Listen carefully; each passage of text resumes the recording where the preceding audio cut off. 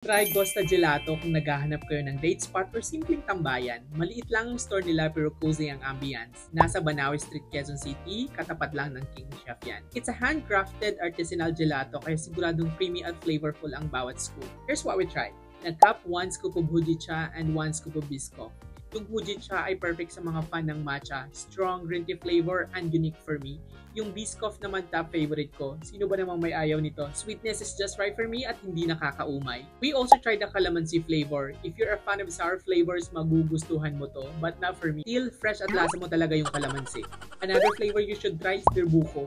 Creamy at nandun ang fresh coconut flavor. Ang sarap nito, promise. Kung gusto nyo naman ng more texture, you can order one with a cone for an extra 50 pesos. Sulit kasi even the cones are freshly made, manipis at slightly sweet. Add crunchiness na din. We also got the Buko Pandan Belgian waffle na good for sharing, topped with buko and kaya flavors. Good combination yung warmth ng waffle sa gelato. Looking forward to order their affogato with chocolate gelato next time. Sabi ng staff, try daw namin. For sure, babalikan ko yan. O ikaw, na-mention mo na ba ang manlilipi sa'yo sa Costa Gelato? Here's the menu and exact location.